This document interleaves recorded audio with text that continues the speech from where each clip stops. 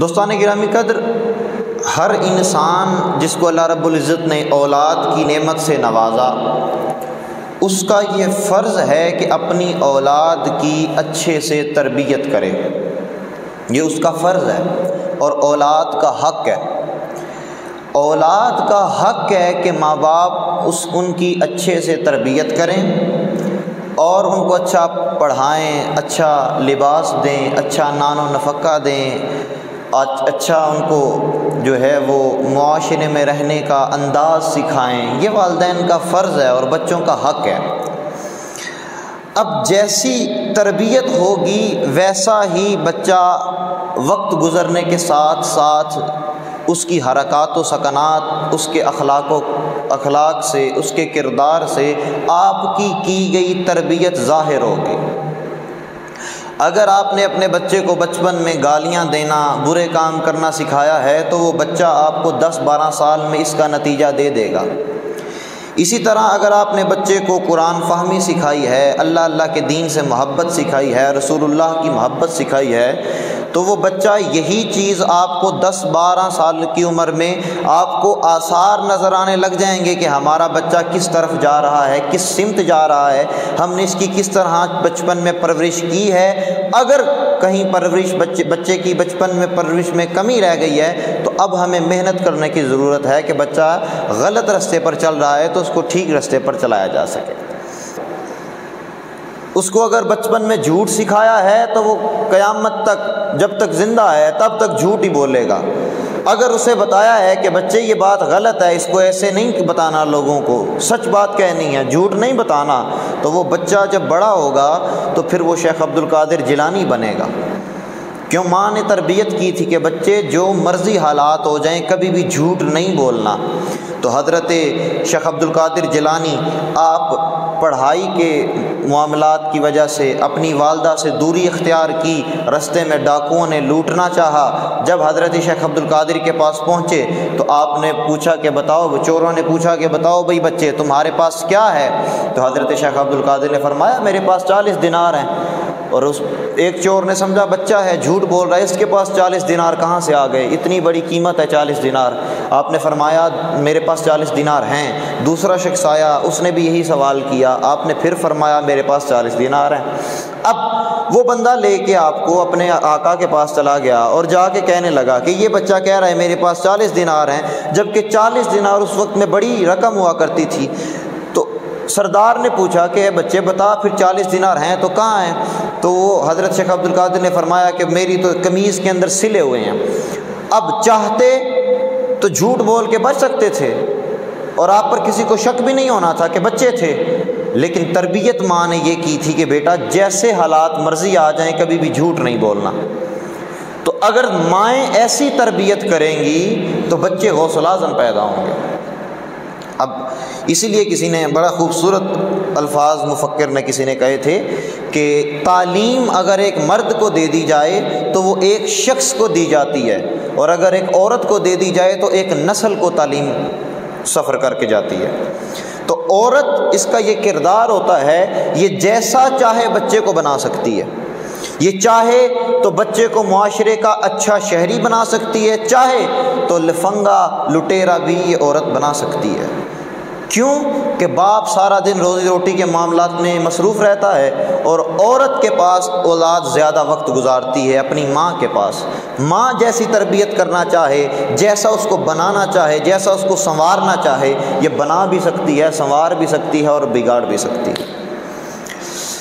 اب جو میرا موضوع ہے میں اس کی جانب آ رہا ہوں۔ اب ایک تربیت کرتی ہیں ہماری مائیں، ہمارے والدین، ہمارے باپ۔ ایک تربیت حضرت زین العابدین ہیں، یہ حسین ابن علی رضی اللہ تعالی عنہ کے بیٹے ہیں، ان کی تربیت کی ہے حسین ابن علی نے، اور حسین ابن علی کی تربیت کی ہے محمد رسول اللہ نے۔ اب کائنات کی ساری مائیں اور سارے باپ ایک پلڑے میں اگر رکھ دیے جائیں تو رسول اللہ کے ایک لمحے کی تربیت کا بھی حق ادا نہیں کر سکتے، کہ جیسی تربیت رسول اللہ نے امام حسین کی اور اس تربیت کا حق میدان کربلا میں امام علی مقام نے پھر سر انجام دیا اور بتایا کہ میری تربیت محمد رسول اللہ نے کی ہے اور میں میدان سے بھاگنے والا نہیں، میں علی کا بیٹا ہوں، میں میدان چھوڑ کے کبھی میرا بابا نہیں گیا تو میں کیوں جاؤں۔ تو جیسا کہ میں نے شروع میں یہ بات کلیئر کر دی کہ تربیت یہ انسان کے زندگی گزارنے کے ساتھ ساتھ اس کے اعمال سے اس کی بچپن کی تربیت کا ظہور ہوتا ہے۔ بات سمجھ گئے ہیں؟ اب حضرت سیدنا زین العابدین جن کا اصل نام علی، کیا نام ہے؟ علی، آپ کو زین العابدین اسی لیے کہا جاتا ہے کہ آپ عابدین کی زینت ہیں۔ اتنا اللہ رب العزت کی بارگاہ میں عبادت کرتے کہ لوگوں میں مشہور ہو گیا کہ یہ عبادت کرنے والوں کی بھی زینت ہے۔ اللہ رب العزت نے قرآن کریم فرقان حمید سورہ آل عمران 4 پارے آیت نمبر 134 میں ارشاد فرمایا، الذین ینفقون فی السراء والضراء، وہ لوگ، اب یہ اللہ تعالیٰ ان لوگوں کے متعلق فرما رہا ہے جن کو وہ پسند کرتا ہے۔ اللہ تعالیٰ ایک تو یہ ہے کہ ہم کس کو پسند کرتے ہیں، ہم اگر کسی کو پسند کرتے ہیں تو ہمارے پسند کرنے کا زاویہ مختلف ہے۔ ہم اگر کسی کو دیکھتے ہیں تو آج کل کے دور میں ہم کسی سے دعوی محبت کرتے ہیں تو ہم محبت کا دعویٰ کسی سے پیسے کی بنا پر کر لیں گے، اس سے عزت اور شہرت کی بنا پر کر لیں گے، اس کے علم کی وجہ سے اس سے محبت کر لیں گے۔ یہی 3-4 اہم چیزیں ہیں جن کی بنا پر ہم کسی سے دعوی محبت کرتے ہیں۔ اس کے حسن کی وجہ سے، اس کے مال و دولت کی وجہ سے، اس کے پیسے کی وجہ سے، اس کے جاہ و جلال کی وجہ سے، ان وجہ سے ہم اس سے محبت کرتے ہیں۔ لیکن اللہ ان چیزوں سے محبت نہیں کرتا۔ اللہ جن چیزوں سے محبت کرتا ہے، اللہ سورہ آل عمران میں فرماتا ہے کہ لوگوں سنو، تم ایک دوسرے سے محبت کرتے ہو تو پیسے کی بنیاد پر، جاہ و جلال کی بنیاد پر، شہرت کی بنیاد پر، مال کی بنیاد پر، عزت کی بنیاد پر، حسن کی بنیاد پر۔ میں رب جس بنیاد پر لوگوں سے محبت کرتا ہوں وہ بنیاد سنو کیا ہے۔ اللہ فرماتا ہے الذین ینفقون فی السراء، وہ لوگ اللہ کو پسند ہیں، اللہ فرماتا ہے جو میری راہ میں چھپ کے خرچ کرتے ہیں، جو اللہ کی راہ میں چھپ کے خرچ کرتے ہیں۔ اللہ فرماتا ہے پہلے وہ لوگ ہیں جو مجھے بڑے اچھے لگتے ہیں۔ دوسرا فرمایا والضراء، اور غصہ پی جانے والے، والعافین عن الناس۔ 3 بندے، 3 طرح کے طبقات اللہ نے ذکر فرمائے۔ پہلا کون سا؟ جو لوگ اللہ کی راہ میں خرچ کرتے ہیں اور ظاہر نہیں کرتے، اللہ ان کو پسند فرماتا ہے۔ پھر جو غصہ پی جانے والے ہیں، آپ کے پاس اختیار بھی ہے کہ آپ پر کسی نے ظلم کیا ہے اور آپ اس سے بدلہ بھی لے سکتے ہیں، پھر بھی آپ اپنا غصہ پی جاتے ہیں تو اللہ آپ سے محبت کرتا ہے۔ اور تیسری چیز کیا فرمائی؟ تیسری چیز فرمائی کہ جو چیز آپ کو پسند نہیں اس کو درگزر کر دینا، افودر گزر کر دینا۔ یہ 3 کوالٹیز اگر کسی بندے میں ہوں تو اللہ اسے پسند کرتا ہے۔ پہلی کیا؟ کہ وہ شخص اللہ کی راہ میں علل اعلان نہیں بلکہ چھپ چھپ کے خرچ کرے تاکہ لوگوں کو دکھاوا نہ ہو سکے۔ اللہ کی راہ میں چھپ کر خرچ کرنا اللہ کو بڑا پسند ہے۔ دوسرا، اللہ تعالیٰ فرماتا ہے مجھے وہ شخص بڑا پسند ہے جو غصہ پی جاتا ہے۔ اور مولا علی نے فرمایا کہ دوستو سنو، پہلوان وہ نہیں ہوتا جو میدان میں دوسرے پہلوان کو پچھاڑ دے، بلکہ پہلوان وہ ہوتا ہے کہ جب اسے غصہ آیا ہو تو اپنے غصے پر قابو کر لے۔ تو جو اپنے غصے پر قابو کر لے اصل میں پہلوان وہ ہوتا ہے۔ اور تیسرا فرمایا وہ شخص اللہ کو بڑا پسند ہے جو درگزر کرتا ہے، لوگوں نے اس کے ساتھ غلط بھی کیا، وہ مظلوم ہے پھر بھی رضا الہی کے لیے معاف کر دیتا ہے، اللہ اس کو بڑا پسند کرتا ہے۔ اور پھر فرمایا واللہ یحب المحسنین، اور اللہ نیک لوگوں کو اپنا محبوب رکھتا ہے۔ اب نیک لوگوں کی یہ 3 خصلتیں ہیں، اب دنیا کا کیا ہے؟ دنیا ایک دوسرے سے محبت کس بنیاد پر کرتی ہے؟ مال و دولت، جاہ و جلال، عزت، شہرت، علم کی بنیاد پر۔ اور اللہ کن بنیادوں پر محبت کرتا ہے؟ وہ اللہ کی راہ میں دے گا تو چھپ کے دے گا، اپنے غصے کو پی جائے گا اور درگزر کرے گا۔ یہ تین خصلتیں اگر کسی بندے کے اندر پیدا ہو جائیں تو اللہ فرماتا ہے میں اس سے محبت کرتا ہوں۔ اب میں کسی کا ہاتھ تو کھڑا نہیں کرواتا، چند افراد میرے سامنے تشریف فرما ہیں، میں کسی کا ہاتھ کھڑا نہیں کرواتا، میں خود میرے اپنی ذات کے اندر لاکھوں کروڑوں خامیاں ہیں، لیکن دوستان گرامی قدر مجھے یہ بتائیں کیا یہ تین خصلتیں آج کل معاشرے میں لوگوں کے اندر موجود ہیں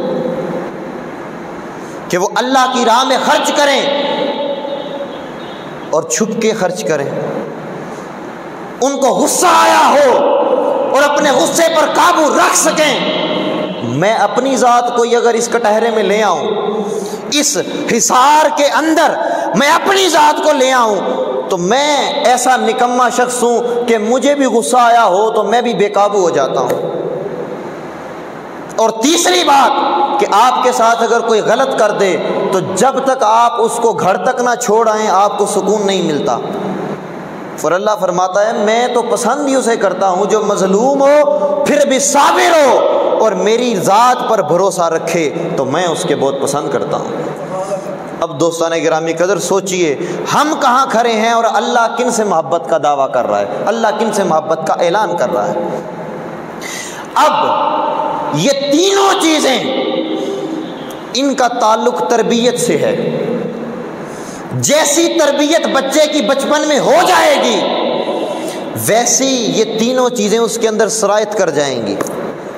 اگر ماں نے بچے کو اللہ کی راہ میں چھپ کے خرچ کرنا سکھایا ہوگا، اللہ کی راہ میں اپنی جان، اپنا مال، اپنا وقت اللہ کی راہ میں دینا سکھایا اور یہ بتایا کہ بیٹا کسی کو دکھاوے کے لیے مسجد میں جا کے نماز نہ پڑھنا، یہ سکھایا کہ بیٹا روزہ رکھنا تو اس لیے نہ رکھنا کہ لوگ کہیں کہ یہ روزہ دار ہے، یہ سکھایا کہ بیٹا اگر خانہ کعبہ کا حج کرنے جائے گا تو یہ ذہن میں نہ رکھنا کہ لوگ تجھے حاجی کہیں گے، اگر یہ ذہن میں رکھے گا تو اللہ تجھے پسند نہیں کرے گا، اگر نماز پڑھنے جائے گا تو یہ دل میں رکھنا کہ اس سے میرا اللہ راضی ہوگا۔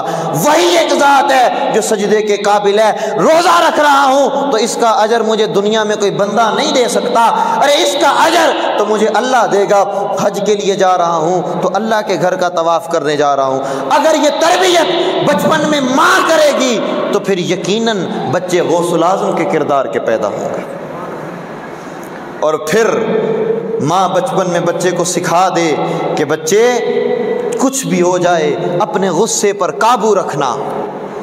اولیاء ولایت کے درجات میں ایک درجہ ہے کہ ولی اپنے غصے پر قابو رکھتا ہے، غصہ آیا بھی ہو پھر بھی اس پر قابو رکھتا ہے، اور درجات ولایت میں یہ ایک درجہ ہے۔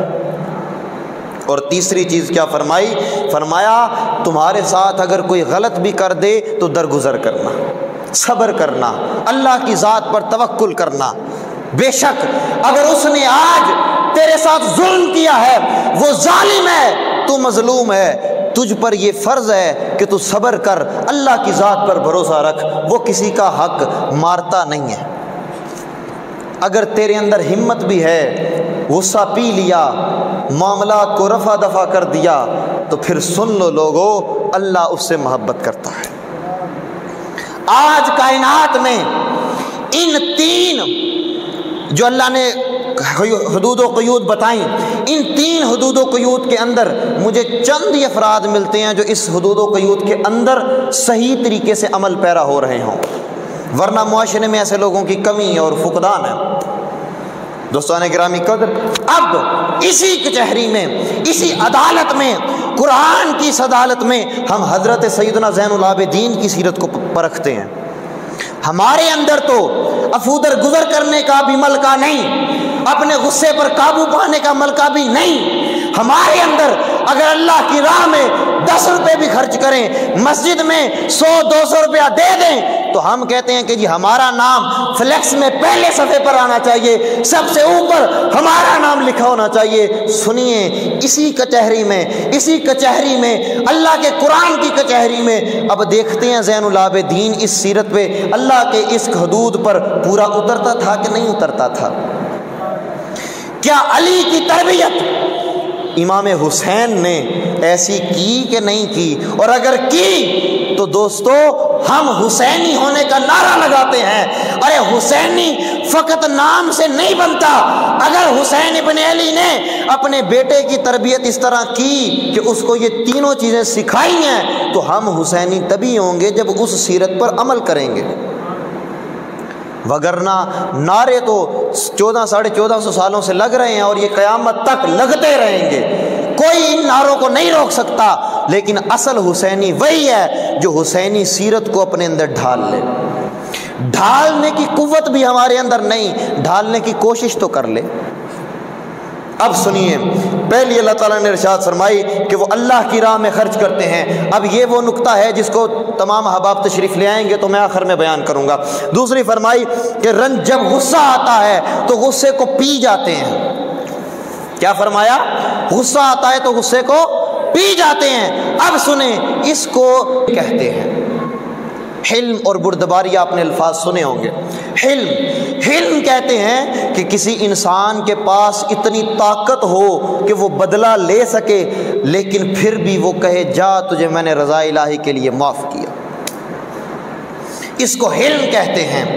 سنیے، امام علی مقام امام حسین علیہ السلام کے لخت جگر حضرت سیدنا زین العابدین یہ وہ ہستی ہیں کہ جب کربلا میں سارے تن شہید ہو چکے تھے تو اکیلا حسین کا بیٹا زین بچ گیا تھا، اور ان کو بھی ابن زیاد نے قتل کا حکم دے دیا تھا کہ اس حسین ابن علی کے شہزادے کو بھی قتل کر دو، لیکن امام نے فرمایا تھا مجھے اس صورت میں قتل کرنا کہ اگر میرے بعد تیرے پاس کوئی ایسی پاک باز عورت ہو جو سیدہ زینب کے ساتھ مدینہ جا سکے، جو سیدہ رقیہ کے ساتھ، جو سیدہ فاطمہ کے ساتھ مدینہ جا سکے، اگر مجھ سے پاک کوئی ایسی عورت ہے تو مجھے قتل کر۔ اب کائنات میں اس وقت سیدہ زینب سے پاک کوئی عورت نہیں تھی، تو حضرت زین العابدین کو ابن زیاد نے قتل نہیں کیا، البتہ اس نے قتل کا حکم دے دیا تھا۔ لیکن آپ بیمار تھے، 22 سال آپ کی عمر مبارک تھی جس وقت سانحہ کربلا پیش آیا۔ یہ وہ حسین کا پسر ہے کہ جس نے 2 سال مولا علی کی گود میں کھیلا ہے، 2 سال تک اپنے دادا حیدر کرار کی گود میں پرورش پائی، 8 یا 9 سال تک امام حسن مجتبیٰ اپنے تایا جان کی گود میں کھیلا، اور باقی 61 ہجری تک اپنے بابا اپنے تایا امام حسن کی گود میں 8 سال تک، اور بقیہ عمر 22 سال جب آپ کی عمر مبارک تھی سانحہ کربلا پیش ہوا تو امام حسین کی گود میں یہ لال کھیلا۔ اب تربیت، کیسی تربیت کی؟ سنیے، یہ تربیت کے مراحل سنتے جانا اور رشک کرنا کہ آل نبی اولاد علی کی تربیت ایسی ہوتی ہے۔ جب امام علی مقام امام حسین، یہ جو بات بیان کرنے جا رہا ہوں اس کو تاریخ طبری میں علامہ طبری نے اور الکامل فی تاریخ ابن اسیر علامہ جزری نے دونوں نے اس کو روایت کیا ہے۔ آپ لکھتے ہیں کہ جب امام علی مقام امام حسین علیہ السلام آپ کا قافلہ مکہ سے کربلا جا رہا تھا، اب تربیت کے مراحل سنتے جانا، تربیت ایسی ہو تو بیٹے علی اور زین العابدین جیسے پیدا ہوتے ہیں۔ کربلا سے مکہ سے کربلا قافلہ جا رہا تھا اور رستے میں حضرت امام علی مقام امام حسین کو نیند آ گئی، آپ آرام فرمانے لگ گئے، اچانک اٹھے اور اٹھ کر کہنے لگے انا للہ و انا الیہ راجعون الحمدللہ رب العالمین۔ اب حضرت سیدنا زین العابدین نے فرمایا بابا جان کیا ہوا، آپ اچانک بیدار ہو گئے اور انا للہ و انا الیہ راجعون کے کلمات آپ کی زبان زد عام ہو گئے، آپ نے الحمدللہ رب العالمین بھی پڑھا، کیا وجہ بنی؟ تو حضرت امام علی مقام نے فرمایا بیٹا میں نے ایک خواب دیکھا ہے کہ ایک شخص گھوڑے پر سوار ہو کر ہماری جانب آ رہا ہے اور مجھے کہہ رہا ہے آپ کربلا جا رہے ہیں، موت آپ کی طرف آ رہی ہے، آپ کربلا کی طرف سفر کر رہے ہیں اور موت آپ کی طرف سفر کر رہی ہے۔ اب سنیں، اگر اب یہ بات سننے کے بعد آج کل کا بیٹا ہوتا تو ویسے ہی گھبرا جاتا، لیکن اس کی تربیت علی نے کی تھی، اس کی تربیت حسین ابن علی نے کی، اس کی تربیت حسن ابن علی نے کی، اور ان کی تربیت خود محمد مصطفیٰ نے کی۔ یہ حضرت سیدنا زین العابدین جب یہ بات بابا کے لبوں سے سنی تو فوراً فرمایا بابا جان آپ پریشان نہ ہوں، اللہ ہمارے ساتھ ہے، آپ بس اتنا بتا دیں کیا ہم حق پر ہیں؟ آپ نے مجھے خواب سنایا کہ ایک بندہ آ رہا ہے اور وہ کہہ رہا ہے کہ تم شہادت کی طرف تم کربلا کی طرف جا رہے ہو اور موت تمہاری طرف آ رہی ہے، ارے قربان جاؤں میں علی کے پوتے پر۔ بولتا ہے کہتا ہے بابا جان اتنا بتا دیں کیا ہم حق پر ہیں؟ تو حضرت امام حسین نے فرمایا بیٹا ہاں ہم حق پر ہی ہیں، اس میں شک نہیں کہ ہم حق پر نہیں۔ کیوں کہ ہم حیدر کرار کے پوتے ہیں، ہم حیدر کرار کے بیٹے ہیں۔ کون حیدر؟ کہ جس کے متعلق سرکار نے فرمایا تھا جدھر علی جائے گا حق ادھر جائے گا، ہم اس کے بیٹے ہیں تو حق پہ ہیں، ہم اس معاملے میں پریشان نہ ہو۔ اب سنیے حضرت زین العابدین کا جواب، آپ نے فرمایا بابا جان اگر ہم حق پر ہیں تو پھر ہمیں شہادت یہاں آ جائے یا کربلا میں آ جائے، ہمیں اس چیز کی کوئی پرواہ نہیں، جب حق پر ہیں تو پھر اللہ جانے اور شہادت جانے۔ آج کا بیٹا ہوتا تو ویسے ہی گھبرا جاتا کہ بابا جان ہم موت کے منہ میں جا رہے ہیں، لیکن یہ وہ بیٹا تھا جس نے کہا بابا جان اگر ہم حق پر ہیں تو پھر شہادت کی موت کربلا میں آئے یا اس میدان میں آ جائے، اللہ جانے اور شہادت جانے۔ اب دوستان گرامی قدر ذرا سوچئے، موت کی طلب، انسان کو یہ نہیں کہنا چاہیے کہ یا اللہ مجھے موت دے، موت دے، موت نہیں مانگنی چاہیے، لیکن لوگوں موت سے ڈرنا بھی نہیں چاہیے۔ آپ کائنات میں کسی خطے میں جا کے چھپ جائیں، اسرائیل کسی سے نہیں پوچھے گا کہ یہ بندہ اس گھر میں رہتا تھا، اس کا ایڈریس بتا، یہ کدھر چلا گیا ہے۔ آج تک آپ کو کہیں حضرت اسرائیل ملے ہوں کہ بھائی ہمیں بتائیں ہاں ہم نے فلاں گھر جانا ہے تو وہ بندہ نہیں مل رہا؟ کبھی ایسا ہوا ہے؟ کبھی ایسا نہیں ہوا۔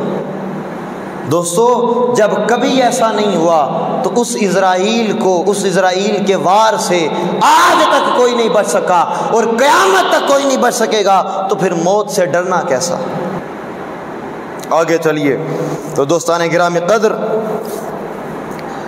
اب اللہ نے فرمایا کہ مجھے پہلی بات کہ راہ خدا میں چھپ چھپا کر خرچ کرنے والے پسند ہیں، پھر مجھے غصہ پی لینے والے موجود ہیں، اور سرکار نے صحیح بخاری شریف میں حدیث مبارکہ ہے، سرکار دو عالم صلی اللہ علیہ وآلہ وسلم نے ارشاد فرمایا سب سے زیادہ حلیم جو ذات ہے وہ ذات اللہ کی ہے۔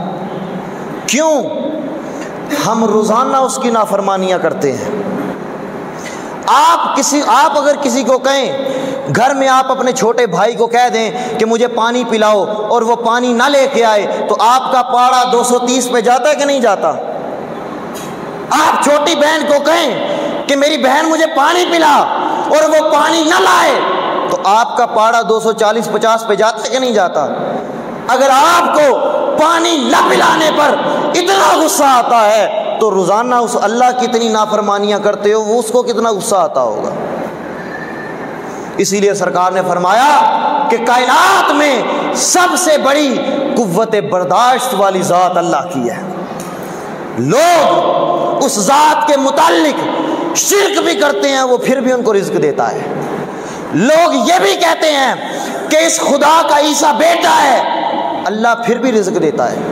لوگ یہ بھی کہتے ہیں کہ ہمارا خدا سورج ہے، اللہ پھر بھی رزق دیتا ہے۔ لوگ پتھروں کو سجدہ کرتے ہیں، اللہ پھر بھی رزق دیتا ہے۔ ہمیں وہ 5 وقت مسجد میں بلاتا ہے، ہم نہیں آتے، رزق وہ پھر بھی دیتا ہے۔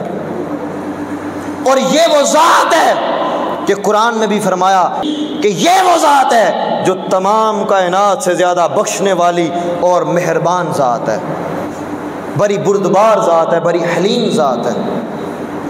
اب حضرت سیدنا زین العابدین کو اس میں صرف اتنا ہی کہہ سکتا ہوں کہ ہم ان کی سیرت کا مطالعہ کرتے ہیں اور دعا کرتے ہیں کہ میرے مولا ان کی سیرت کے کچھ، ان کی بحر سیرت سے کچھ چھینٹے ہمیں بھی عطا فرما۔ اب حضرت سیدنا زین العابدین رضی اللہ تعالیٰ عنہ، آپ جب امام علی مقام امام حسین علیہ السلام آپ کی شہادت ہو چکی، آپ کو آپ کی ایک کنیز وضو کروا رہی تھی اور وضو کرواتے کرواتے اس کے ہاتھ سے برتن پھسلا اور آپ کے چہرہ مبارک پر لگا۔ اس پر امام زین العابدین کو تھوڑا سا غصہ بھی آیا، اور آنا بھی چاہیے، فطرت انسانی ہے، اس میں کون سی بڑی بات ہے، آنا بھی چاہیے، فطرت انسان کی۔ فوراً وہ کنیز جانتی تھی یہ علی کا بیٹا ہے، وہ اس کنیز کو پتا تھا یہ فاطمہ کا لخت جگر ہے، یہ حسین کے ہاتھوں میں پلنے والا ہے، وہ جانتی تھیں۔ فوراً اس نے قرآن کی آیت پڑھ دی اور آپ نے نہ صرف اس کنیز کو معاف کیا بلکہ اس کو آزاد کر دیا۔ حالانکہ چاہتے تو بدلہ لے سکتے تھے کہ وہ کنیز تھی اور اس کی غلطی تھی، لیکن یہ وہ ذات تھی جس نے بدلہ نہیں لیا۔ ارے جس کا نانا تمام عالمین کے لیے رحمت بن کے آیا، وہ لوگوں سے بدلے لیتے پھریں؟ جس کا نانا وما ارسلناک الا رحمتا للعالمین کا تاج پہن کر کائنات میں آیا، اس کے نواسے کو زیب نہیں دیتا کہ لوگوں سے بدلے لے۔ آپ نے کچھ نہیں کہا، نہ صرف اس کو چھوڑا بلکہ کہا جا آج سے تو آزاد ہے۔ اب ایک نشانی جو اللہ نے بیان فرمائی کیا کہ مجھے وہ لوگ پسند ہیں جو مال خرچ کرتے ہیں لیکن چھپ کے، اور دوسری نشانی کے غصے کو پی جاتے ہیں۔ اب یہ نشانی زین العابدین میں موجود ہوئی کہ نہ ہوئی؟ بولیں، سب بولیں، ہوئی۔ تو سنیے آگے حضرت سیدنا زین العابدین کی سیرت۔ آپ اپنی والدہ کا کیسے ادب کرتے تھے؟ جب اپنی والدہ کے ساتھ کھانا کھانے بیٹھتے، اب یہ نوجوان حضرات توجہ سے سننا، جب اپنی ماں کے ساتھ کھانا تناول کرنے کے لیے تشریف فرما ہوتے تو کبھی بھی اپنی والدہ کے ساتھ بیٹھ کر ایک پلیٹ میں کھانا نہیں کھاتے تھے۔ ایک پلیٹ میں کھانا بولیں نہیں کھاتے، اور خود ہی وجہ بیان کر دی کہ میں اپنی والدہ کے ساتھ بیٹھ کر ایک پلیٹ میں کھانا کیوں نہیں کھاتا، جبکہ آج میں خود اپنے والدین کے ساتھ ایک پلیٹ میں ہم کھانا کھاتے ہیں۔ میں گھر جاتا ہوں اپنے والد محترم کے ساتھ بیٹھ کے ایک پلیٹ میں کھانا کھاتا ہوں، ہمارے سارا خاندان الحمدللہ ایک پلیٹ میں کھانا کھاتا ہے، لیکن امام زین العابدین فرماتے ہیں نہیں، میں جب اپنی ماں کے ساتھ بیٹھ کے کھانا کھاتا تھا میں ایک پلیٹ میں کھانا نہیں کھاتا۔ پوچھا گیا کیوں؟ فرمایا اس لیے کہ عین ممکن ہے جو چیز میری ماں کو پسند ہو وہ میں کھا لوں، کہیں میری ماں کا بے ادب نہ بن جاؤں۔ ایک پلیٹ میں ہم کھانا کھا رہے ہوں اور جو چیز میری ماں کو پسند ہے وہ میں اٹھا کے کھا جاؤں، کہیں اسی عمل سے میں اپنی ماں کا بے ادب نہ بن جاؤں، تو میں اپنی ماں کے ساتھ ایک پلیٹ میں کھانا نہیں کھاتا، ایک برتن میں کھانا نہیں کھاتا، صرف اس ڈر سے کہ کہیں ماں کا ادب نہ بے ادب نہ بن جاؤں۔ دوستو یہ ہے تقویٰ۔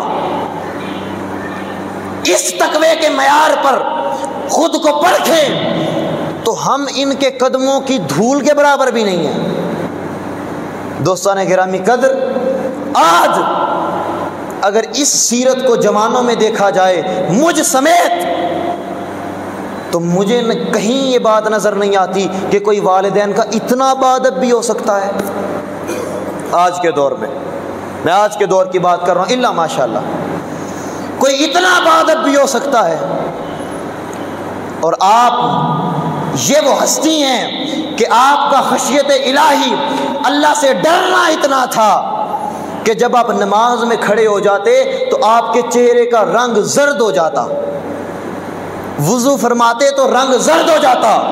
لوگ پوچھتے کہ اے حسین ابن علی کے صاحبزادے، نمازیں تو آپ کے گھر کی ہیں، قرآن تو آپ کے نانا پر آیا، شریعت تو آپ کے گھر میں ہے، دین کو تو آپ کے بابا حسین نے بچایا، تو آپ اتنا کیوں ڈرتے ہیں؟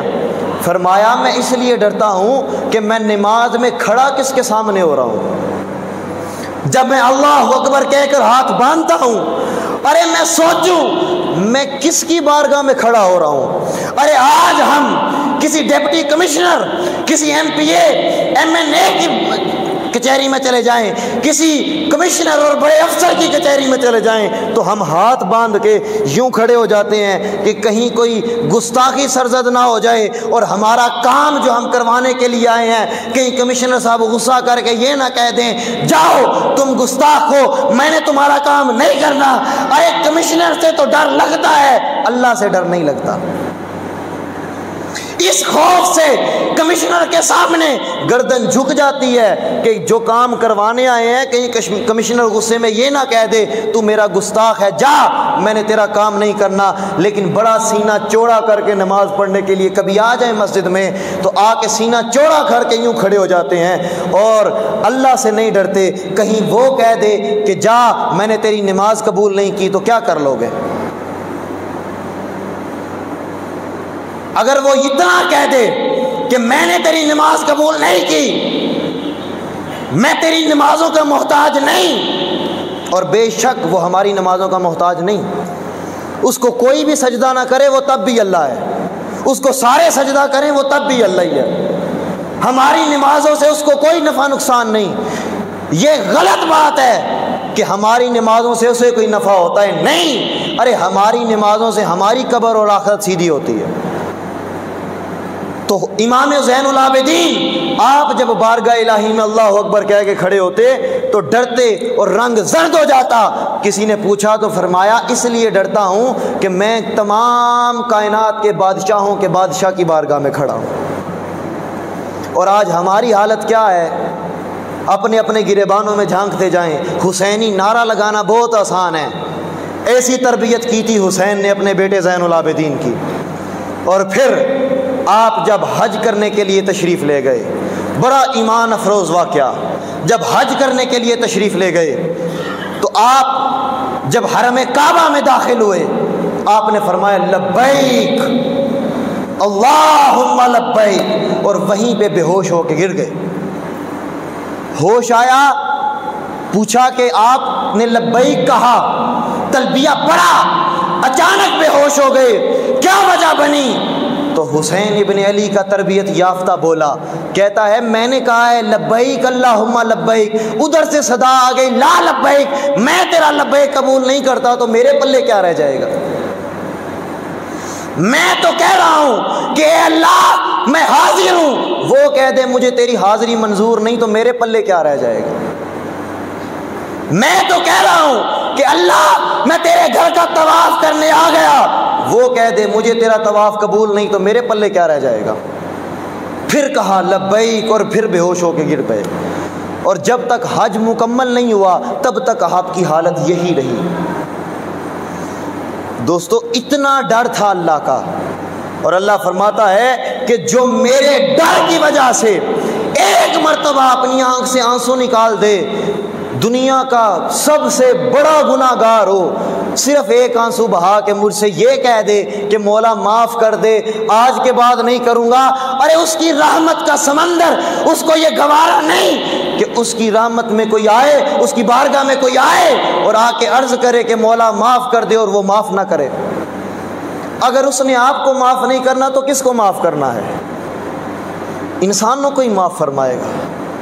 اس نے اپنی صفت رحمان بھی رکھی ہے، اس کی صفت رحیم بھی ہے، اس کی صفت جبار بھی ہے، اس کی صفت قہار بھی ہے۔ آپ ایک مرتبہ آئے تو صحیح، دل میں ڈر پیدا تو کریں۔ آج معاشرہ اسی وجہ سے برباد ہو رہا ہے کہ دل سے اللہ کا خوف نکل گیا ہے، باقی سب کا خوف ہے، ماں سوائے اللہ کے پوری کائنات کا خوف ہمارے دل میں ہے، اور جس کا ہونا چاہیے اس کا نہیں ہے۔ ہم اپنے سے بڑے افسر سے تو ڈرتے ہیں کہ ہماری نوکری چلی جائے گی، ہم اپنے سے بڑے ہمارے اوپر سینئر سے تو ڈرتے ہیں ہمیں باتیں سنا دے گا، لیکن ہم اللہ سے نہیں ڈرتے جو تمام سینئرز کا خدا ہے۔ ہم اللہ سے نہیں ڈرتے جو تمام کائنات کا مالک ہے۔ جو اللہ سے ڈرتا ہے اللہ اسے رسوا نہیں ہونے دیتا، یہ بات پکی ہے، اس کو میں بڑے وثوق سے کہہ سکتا ہوں۔ اور ہمارے استاد حضرت علامہ پروفیسر محمد سلطان مدد اللہ علی آپ فرماتے ہیں، میں نے ایک مرتبہ ان سے پوچھا، ہمارے مفتی اعظم قبلہ مفتی عبدالقیوم خان ہزاروی دامت برکاتہم العالیہ، آپ ہماری جامعہ میں جب تشریف لاتے ہیں تو سارے بچے ڈر جاتے ہیں اور ان سے جا کے سلام لینے لگ جاتے ہیں۔ میں ایک دن اپنے کمرے سے کھڑا ہو کر یہ منظر دیکھ رہا تھا، میرے ذہن میں خیال آیا کہ تمام احباب یہ تو بزرگ ہو چکے ہیں، اب تو یہ تھپڑ بھی نہیں مارتے، 80 سال کے لگ بھگ ان کی عمر ہے، اب تو یہ تھپڑ بھی کسی کو نہیں مارتے، ہر وقت مذاق کرتے رہتے ہیں، تو پھر بچے ان سے اتنا کیوں ڈرتے ہیں؟ اب اس سوال کا جواب نہیں مل رہا تھا، یہ سوال میں لے گیا حضرت علامہ حافظ محمد سلطان دامت برکاتہم العالیہ ان کی بارگاہ میں۔ میں نے کہا استاد جی، حضرت مفتی صاحب کی عمر ہے 80 سال کے قریب اور وہ مارتے مرتے بھی نہیں ہیں، شگل لگاتے رہتے ہیں، پھر بھی بچے ان سے اتنا کیوں ڈرتے ہیں؟ لوگوں سنو، میرے استاد نے مجھے جو جواب دیا، فرمایا قوت علی اس عبد القیوم سے لوگ اس لیے ڈرتے ہیں کہ وہ عبد القیوم اللہ سے ڈرتا ہے، اس عبد القیوم سے لوگ اس لیے ڈر کے آ کے سلام لیتے ہیں اور ہاتھ چومتے ہیں کہ وہ اللہ سے ڈرتا ہے، جو اللہ سے ڈرتا ہے لوگ اس سے ڈرتے ہیں۔ اب ہم سوائے اللہ کے ہر کسی سے ڈرتے ہیں، اسی لیے ہم سے کوئی نہیں ڈرتا، ہم سوائے اللہ کے ہر کسی سے ڈرتے ہیں، اسی لیے ہم کہتے ہیں بھائی تو ہم سے کیوں نہیں ڈرتا، بھائی تجھ سے کیوں ڈرے، تو بھی انسان وہ بھی انسان، تجھ سے کیسا ڈر تو اس سے ڈر کہ جس نے اس کو بھی بنایا اور تجھے بھی بنایا۔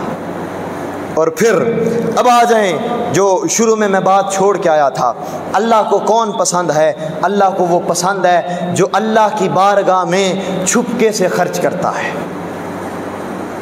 جو اللہ کی بارگاہ میں بولیں چھپکے سے خرچ کرتا ہے۔ حضرت سیدنا زین العابدین یہ وہ ہستی تھیں، جب تک آپ کا وصال نہیں ہوا تھا 100 گھرانے ایسے تھے، رات کو ان کے دروازوں پر راشن پڑا ہوتا تھا اور صبح پتہ نہیں ہوتا تھا کہ دروازے پہ رکھ کے کون گیا ہے۔ یہ نہیں بتاتے تھے کہ یہ حسین کے بیٹے کا کام ہے، بلکہ راشن رکھ جاتے، صبح لوگ اٹھتے اور دیکھتے ہمارے گھر کے باہر راشن پڑا ہوا ہے، اور پتہ نہیں تھا کہ کون رکھ کے جا رہا ہے۔ جب حضرت زین العابدین کا انتقال ہوا، وصال ہوا، آپ اللہ کی بارگاہ میں پیش ہوئے، تشریف لے گئے دنیا سے، تو راشن رکھنا بند ہو گیا، راشن آنا بند ہو گیا۔ اب جب حضرت زین العابدین کے جسم اطہر کو غسل دیا جا رہا تھا تو آپ کے جسم پر سامان کے لادنے کے نشان تھے۔ جب انسان وزن اٹھاتا ہے تو وزن اٹھانے سے اس کے جسم پر کچھ نشانات بن جاتے ہیں۔ اب جب امام زین العابدین کو غسل دیا گیا تب یہ راز کھلا کہ لوگوں کو ہر روز لنگر کھلانے والا حسین کا بیٹا زین تھا۔ اس طرح اللہ کے دین کی خدمت کرو کہ کانوں کان کسی کو خبر نہ ہو۔ اللہ فرماتا ہے میں اس سے محبت کرتا ہوں، میں خدا ہو کر دعویٰ کر رہا ہوں کہ میں اس بندے سے محبت کرتا ہوں جو اس طرح میرے دین کی خدمت کرے گا۔ لوگوں آج حسینی نعرہ لگانا بہت آسان ہے، لیکن یہ جو میں نے باتیں بتائیں اگر ان پر عمل کرو گے تو ہی حقیقت میں حسینی نعرے کے جو ہے وہ آپ اس سے وفا کرو گے، وگرنہ فقط زبانی کلامی الفاظ کا مجموعہ ہے، اور وہ 1400 سالوں سے لگ رہا ہے اور قیامت تک لگتا رہے گا انشاءاللہ۔